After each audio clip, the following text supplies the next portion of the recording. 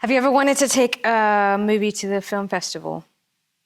I know I have. We're joined here by Mika Abner, a writer and actor whose latest short film, One Brother, and co-star Tyler Kinghorn, who bravely tackle a topic that is not often talked about nearly enough, which is men's mental health. Not only does the film confront this head on, but it's also a self-written, self-started short film. Hi, I'm Marion. I'm an actress and here to help creatives make sense of the film, TV, and theatre industry. If you're an actor wondering how to build your craft, audition better, or create your own opportunities, make sure you stick around.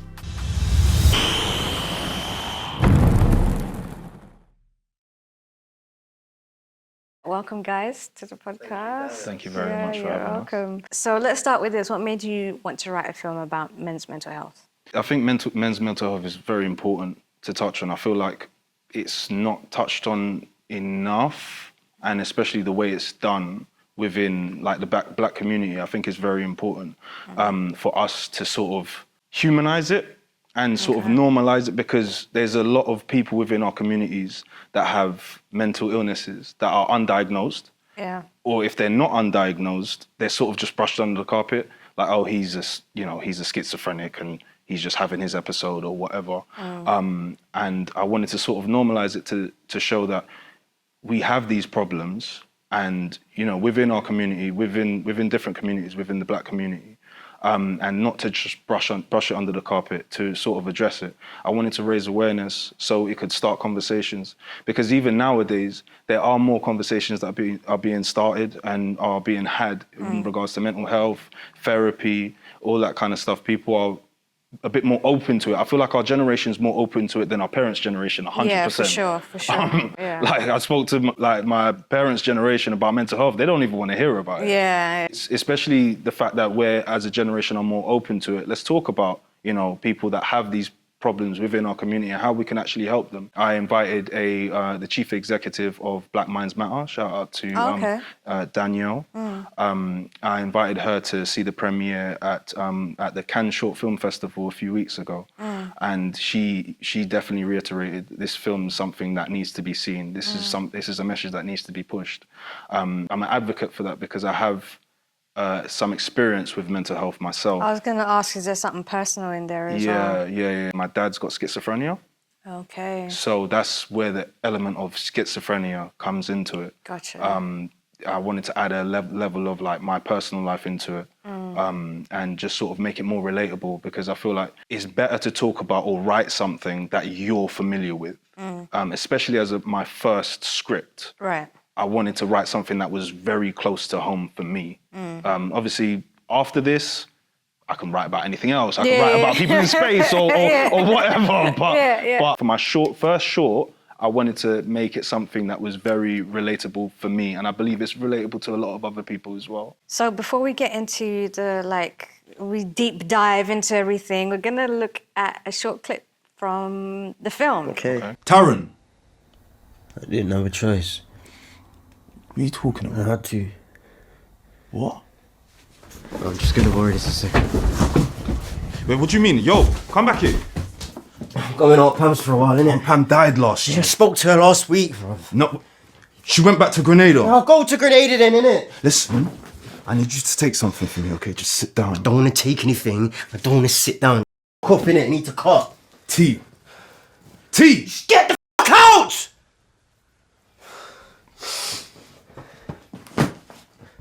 Wait, what the f*** is that? You been eating processed sugar? You f***ing stupid, bro. Shut up, bro. You should have stayed in pen, you know? What, you think everything is f***ing goes back to normal after you get out? Mum got sick, you left, and I had to look after everything but my self. You know, I was stabbed just because I was trying to make her some more bread. Who the f*** stabbed you? Don't matter because you weren't f***ing there. You ain't even No. Get the f*** off me, man!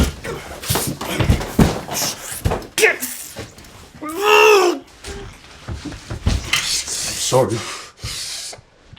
I'm sorry.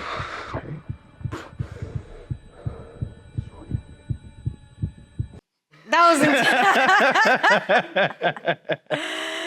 was I mean, You have to watch from the beginning to really, Yeah, and just understand the frustration. First of all, let's start with, can you just tell us a little bit about yourself in terms of, are you a trained actor? Are you non-trained, self-trained, workshop trained?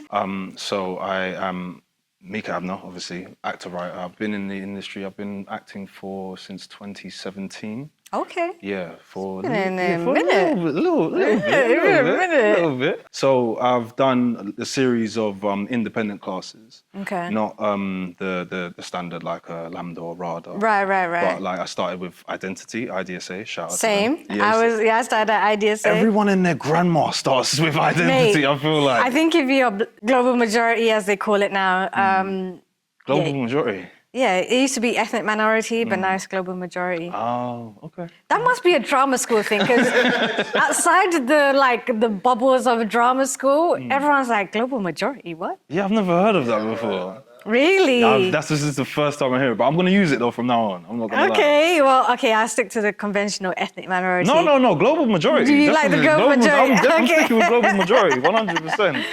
Yeah, I think every global majority person I've met has been to IDSA at some point.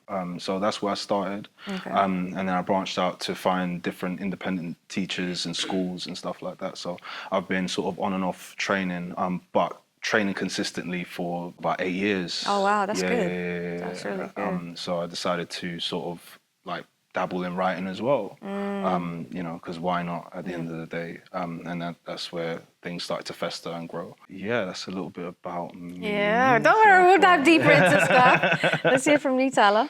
My name's Tyler Kinghorn. I decided not to go to drama school. Okay. The reason for that was I feel like with drama schools, they don't particularly want you to do work while training. And for me, what was most important for me is to take what I'm learning and to act at the same time. Yeah. So that I can learn from my mistakes, I can know what I did well, know what I shouldn't do next time, things like that. So instead of doing 3 years at one drama school, I decided to do one separate year, so 3 years altogether at part-time drama schools, to get different philosophies, different ideologies on acting and the craft. So I started at Identity School of Acting. I then went to work in actor studios, and then Sense Acting. I then did the National Youth Theatre Rep Company, which I just finished in February. Oh, nice. Yeah, I've been training for quite a while now, but for me, I will never stop training. Yeah. Never stop training. It's very important. Because a lot of people, sometimes when they finish drama school, they chill. I think that's it. Yeah. I think that's You it. need to keep the muscle going. Yeah. And that's how you improve as well. I think it's very important. I'm curious, why didn't you play Tyler's character? That's a good question, actually. Yeah. Because you said part of it is from what you've experienced with your dad. That would have been closer to home for you than the character that you chose to play. I guess it never really dawned on me to play Taron because when I wrote it with myself as Jaden. I thought Jaden would be the sort of the carer, and also caring aspect as well is a very important part in my life as well, because I'm also a carer as well. So I wanted to sort of tie those things into it. So he's a carer for his mother and his younger brother who has schizophrenia. Right. So that's sort of like where my mindset was Gotcha. with it. And Tyler, what made you attracted to that role? Well, for me, it's a thing of, I think these topics are very, very important, especially in the Black community.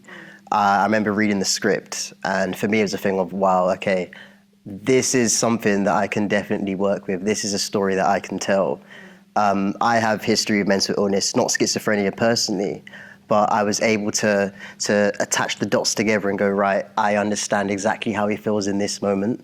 I understand why he may not want to talk to people. I understand why he would isolate himself. And for me, reading Taron on paper, I was like, okay, this feels like me when he wants to be a boxer, he wants to do this, he wants to do that, he's got a good relationship with his brother. I saw a lot of myself in Taron. And what made you cast Tyler? I know you're close, but beyond that, because sometimes you can be close to someone and be like, You're not right for this role. They'll be like, bro, why didn't you cast me? Why Tyler? Well, I actually auditioned for the role of Tyler. I sent out a casting call or one. Yeah. But the ones that the auditions and the self tapes that I was getting, nothing quite like fit the role, and I don't feel like they fit the character just as well as Tyler did. And he also did a self-tape as well. Because I think that's very important, you know, if you create something, not just to put your friend in it or whatnot, just because they're your friend. I feel like it's important to sort of go through the process, because at the end of the day, you could choose your friend and they might not do a good job, respectfully. True. They might not, respectfully, of course, but some people might not necessarily be right for the role that you've written, and, you know, they will just expect you to just sort of give them the role because you're friends. Right. And personally, I don't believe in that. And then if obviously the fact that we have a very good bond and very good chemistry, that just made everything work out even better. Many actors, we want to do our own work, but the actual reality of doing your own work, it's a lot of work. And then you've not just written it, but you haven't directed it, but you've also starred in it. And how was it balancing that? It was interesting because when you're sort of writing something and then you're in it, like, for me personally anyway, I can only speak about myself, I had to switch between the two hats, the hat of a writer and the hat of an actor, because you look at the scripts differently. Because we was literally editing the script not long before we shot. So we was going through that whole process, and it was a lot to manage, because I was helping produce as well. So technically, so I was in the whole process of like setting things up, the set design and things like that. I was involved in the meetings and everything like that. And I just wanted to have time to sort of like get into the process as the actor and like really fill in the boots of Jaden. So it was a bit difficult to manage, if I'm honest. But the thing is, with something like this, you want to make sure, especially as a first short film, first script or whatever, you want to make it as good or as authentic as possible. So, you know, you don't want to sort of give it too much room to sort of veer off into something that might not necessarily be what you wrote, if that makes sense.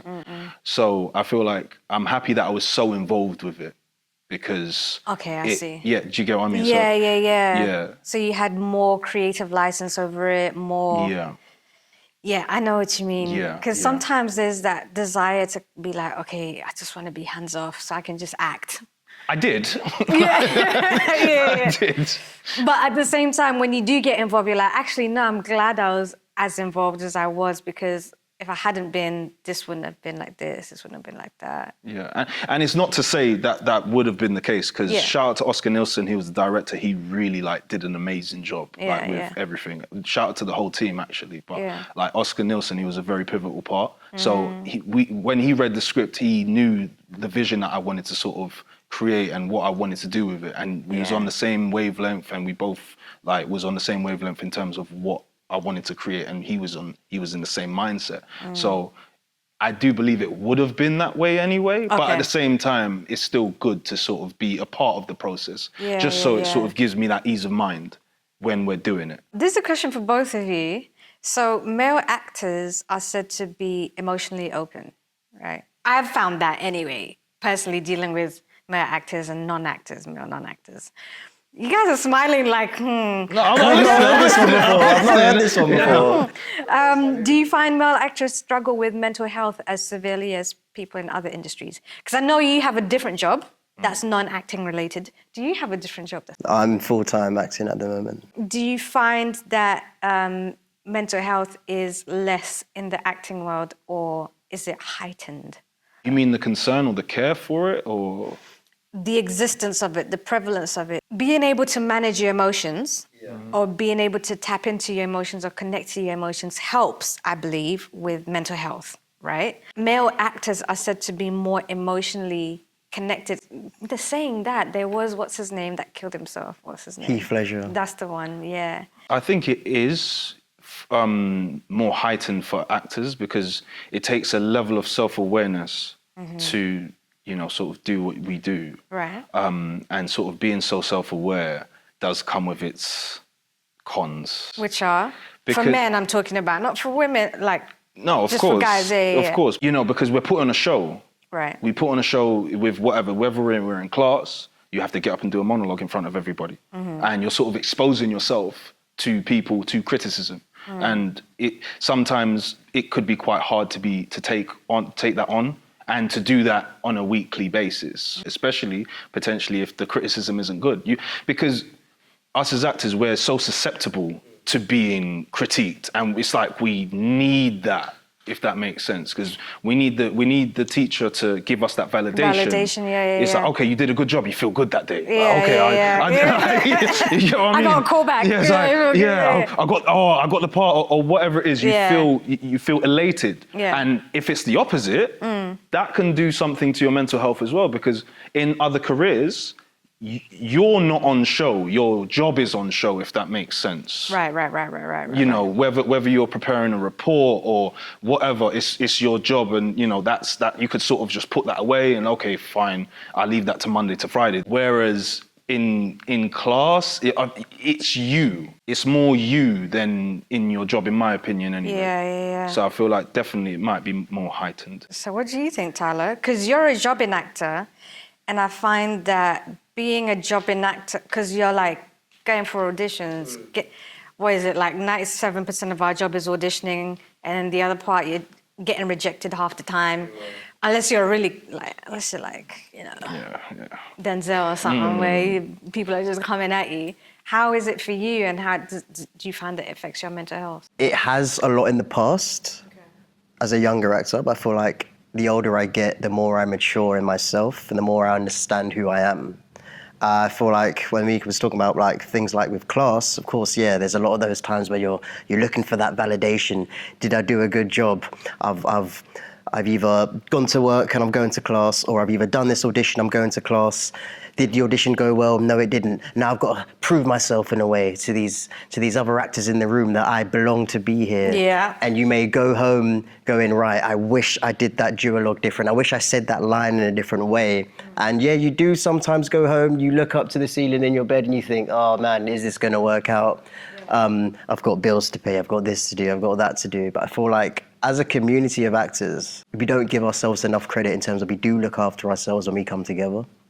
I have a lot of male actors that really do check up on me, ask me how of course, 100%, how are you doing? We don't have to necessarily talk about acting. We can go watch the football. I feel like it's a very difficult thing to like kind of put to bed and go, right, let me not think about that. But at the same time, I feel like if you've chosen the life of a thespian, the craft is your life. So it can get very tricky, but you know, I feel like the more you mature into your craft and into your well-being, the easier it gets. I'll remember that when I'm editing it. It's hard to remember sometimes. Yeah, I think when I'm editing this podcast, I'll be like, oh yeah, I remember what you said that. Yep, okay, I'll listen to it on repeat. You know, can you tell us a time when you felt like completely out of your depth as an actor? As in, like, coming I don't think I can do this kind of thing. Yeah, and how did you pull yourself through mentally and creatively? Like, for example, I remember my first week at Lambda. Okay. I was like, I think they made a mistake. I don't think I should have been here. Yeah, or I was doing this web series with Comedy Central last year, and I didn't know who was going to be in it. I mean, I saw the call sheet, but I didn't like Google them or anything like that. But when I got on set, and this guy, he was acting and he was hilarious, right? When we were doing this scene. And imposter syndrome just set in, boom. I was like, oh man, he's really funny. And I just, like that negative self-talk just ate away at me. And I felt like it blocked my creativity. And then I just kind of like, I just felt out of my depth.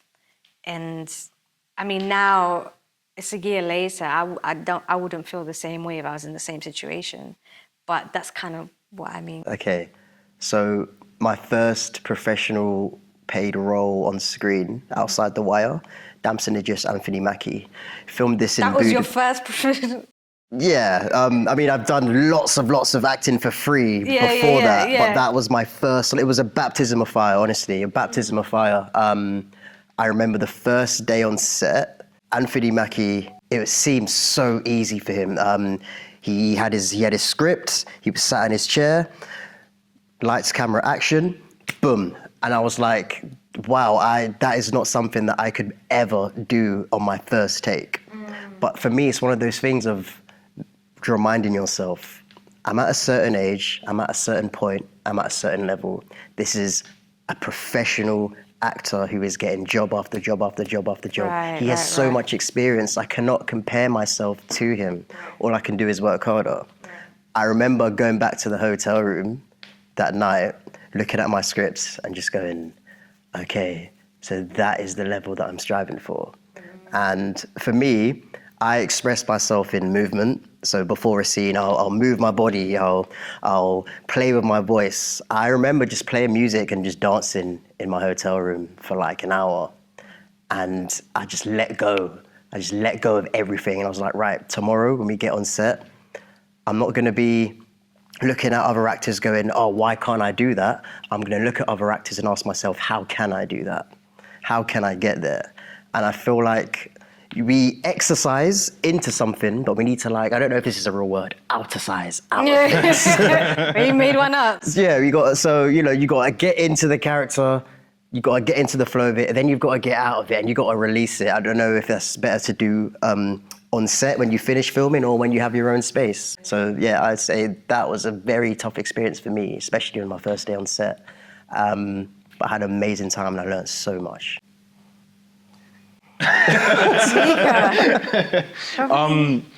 When I felt out of depth, when I did a theatre play last year called The Story of Flip Fraser. Okay. Shout out to Will Johnson and Joyce Fraser and every one of the cast and crew involved. When I got the role, so at first I did the audition and I felt quite good about it. And I spoke to my manager about it. I said, I'm going to need some time off. And then they gave me the role. I was like, okay, great. And I didn't know exactly where it was. So it's at the Shaw Theatre in Euston, right? Mm-hmm. I had no idea how big the theatre was or whatnot. This theatre sat, I think it's 400 people. Okay. So coming from, that's the first time I'd ever did a theatre like that. That big? That big. Okay. Right, I've done theatre pieces, but in pub theatres, showcases, that sort of thing. But I didn't do anything of that scale because I thought, let me just Google just Shaw Theatre. Let me see what it looks like. And I saw it. I was like, oh my God. I was like, oh, okay. Then it started to dawn on me. I was like, oh my God, this is a big thing. This is a big theatre. This is a big production. Am I going to be able to do it? Imposter syndrome came up. Do I deserve this? And I was sort of in my own head and, negative thoughts creep in and whatnot. I guess sleeping on it helped. Yeah. Because I remember that the night that I found out, I was literally just about to go to sleep. Okay. And then I found out, and then I couldn't sleep. So next time I won't do that. Yeah. I won't research it just before I go to sleep. Just before you go to bed, yeah. Definitely not going to do that. But then I was like, oh, okay, fine. I just sat with it, and then I was in my own thoughts. And thoughts can get quite negative, especially when you're dealing with imposter syndrome. Do you deserve to be there because you've never done it before? Can you do it? Are you going to do a good job? So all these thoughts was creeping in and whatnot. But I guess the way I dealt with it, I meditated. I had to sit with it and just really reiterate to myself that I do deserve to be here because this is something that I've worked for. And if you're not ready now, you never will be. So doing the whole rehearsal process gave me the confidence that I needed to think, okay, I can do this. Yeah. Do you know what? I've made in the past the mistake of researching either the director or where it's going to be staged, if it's a theatre gig, before the audition. Bad idea. Really? For me, it's a bad idea. Okay. Because there's this one audition, I got a chemistry read, and Danny Sapani was going to be in it, or is going to be in it, is in it. And there's another lady called Denise Goff. But when I saw who was going to be in it, I was like, oh, okay, this is an important chemistry read. And it just blocked everything for me. I'm not saying that's the reason I did or did not get the job, but I just felt like knowing the magnitude of something makes it harder for you to just be at ease and relax into being creative for me. Mentally, for my mental health, it was not a good idea. No, I understand. I yeah. saw some good advice from Robert De Niro. Okay, go Robert. Yeah, old Rob. Good old Rob. Good old Rob. Good old Rob.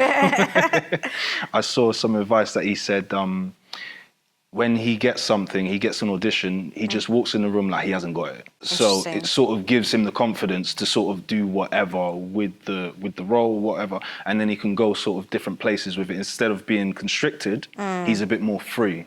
Because I guess in your mind, if you don't think you've got it, you'll just do your best, of course, because Yeah. you want to get it. Yeah. But at the same time, you're not as restricted and you're not as rigid because you don't want to do something wrong because Right. you want to make sure you land the role. So I think that was very good advice. So maybe next time, act like you don't have it. Maybe not, but you know. Have you done that? Not and got yet. the job?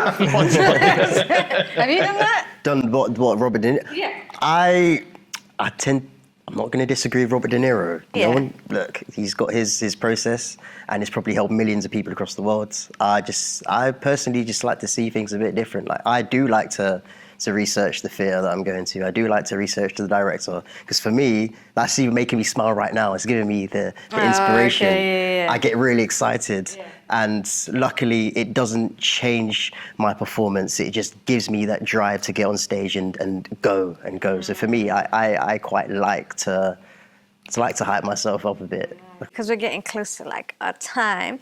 For actors out there battling self-doubt or mental health struggles alongside the career grind, what's one piece of advice you wish someone told you when you started? It's not a piece of advice I wish someone told me before or when I started. I got the advice when I started. I just didn't let it sink in until later. I'd say sort of even now, I'm sort of letting it sink in a little bit more. The advice that my old teacher in identity gave me, shout out to Andrew Delkins, he always used to say, you are enough. And, you know, it's a piece of advice people just throw away sometimes. You think, oh yeah, of course, whatever. But at the same time, when you really think about it, you are enough. We all bring something individual to a role. What you bring, I can't bring. What Tyler brings, I can't bring. We all bring something authentic to a specific role. You might not be right for a specific role, but that doesn't necessarily mean that you're a bad actor. Sometimes it's just what that person brought that they gave the role to just had something that the writer was looking for, the casting Right. director was looking for in that moment. So I personally say you are enough. And for anyone sort of dealing with self-doubt, or anyone dealing with imposter syndrome, you have to find it within yourself. I know it sounds like, you know, guru-y, sure. That's not even a word. We're both making up words today. Like, sounds like I'm a guru, but at the same time, you have to sort of let it sit with you. And when you find that you are enough and you're okay with that, that's when everything else, in my opinion, will start to flow and make more sense. How about you, Tyler? So for me, during the National Youth Theatre rep company, there was two people in particular that said things that really stuck with me. Lindsay Turner and Johnny Caps. Lindsay Turner, we did something called the cookie cutter exercise. It's like you draw a gingerbread man. And it's like when you go into the room, the casting directors are looking at you thinking, okay, you fit the arm, the leg, this leg, but not this bit. So you're not fully there. You're amazing, but you don't fully fit what we're looking for in this character. And that made me think, oh wow, so all of those times I thought I was really close, it's just missing by this much. So it doesn't mean I'm not enough. It just means I just wasn't right for the character. Sometimes you might not get a role based on your hair color or your eye color. It's like it could be something so tiny and that doesn't determine your talent. And Johnny Caps said to me, you don't know what they're thinking. Yeah. You don't know what they're thinking. So I remember when we was doing War of the Worlds at Wilton's Music Hall, I was like, wow, like, I feel like I'm doing such an amazing job, but no agents are reaching out to me. And that it really, I feel like I had an ego death at that point. I was like, wow, I feel like I'm good enough, but maybe I'm not as good as I think I am. And we had a long conversation about this, and he said, you don't know what the agents are thinking. They may have seen you do something, It doesn't mean they think you're good. It doesn't mean they think you're bad. You don't know what they're thinking. They may come to you later on in the line. And eventually, yes, I did get signed. So I feel like I'm a good example of just believing in yourself and just going for it. What's something before, as we're wrapping up, from the film, circling back to the film, what do you want people to take away from the film? What's the call to action from the film, if I can put it in business terms? Because you need a call to action with the film, otherwise what's the point? No, that's a fair point. The call to action, just to give a bit more backstory, because I know I talked about the mental health and a little bit about care as well. But obviously there's a hint of knife crime in there as well. I didn't really want to sort of glorify that side of things. The aim for, One Brother, or one of the aims for One Brother with, the hint of knife crime in there, was I wanted to show that there's reasons that people do things, as opposed to, it's not just black and white, basically. There's a very gray area. They may need money yesterday, right? They have to make certain decisions, or they feel that they have to make certain decisions. That may not be the legitimate option, and I'm not trying to say it makes it right, but I'd like to also start a conversation on that too, because I feel like it's not talked about enough.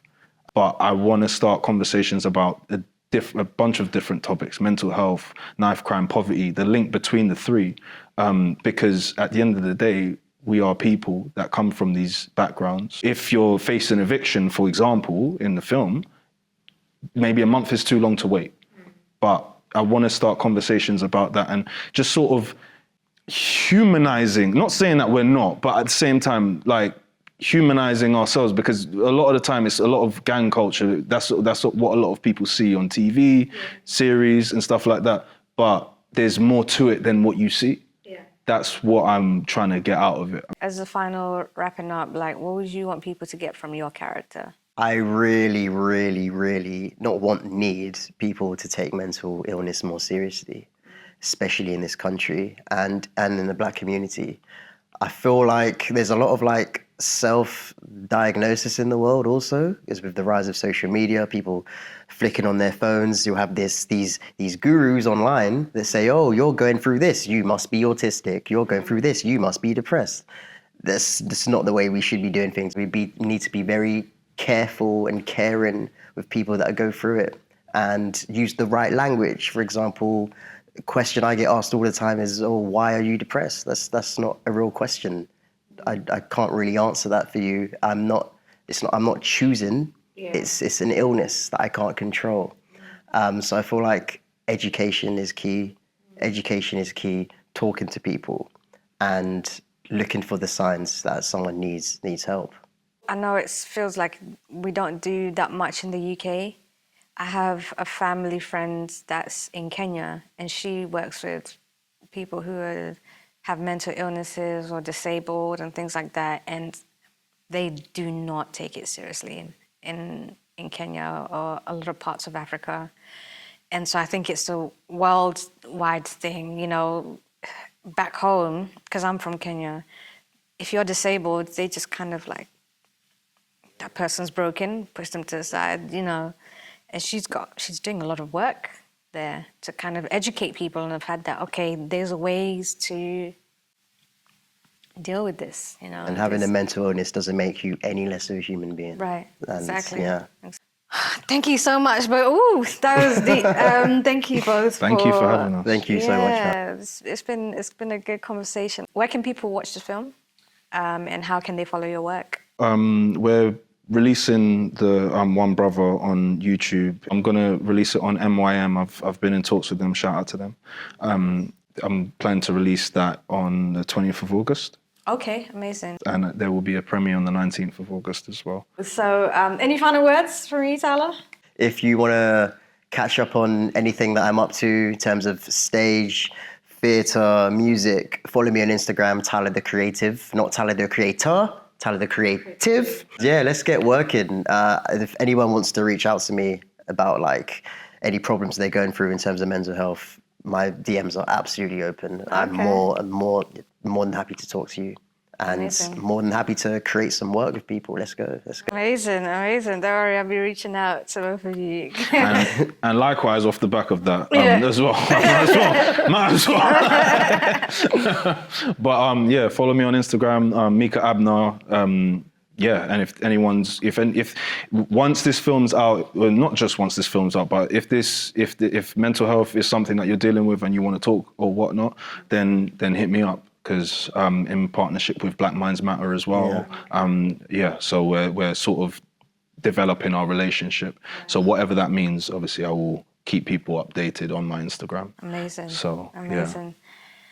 That's a good place to wrap up. All right, see you next time.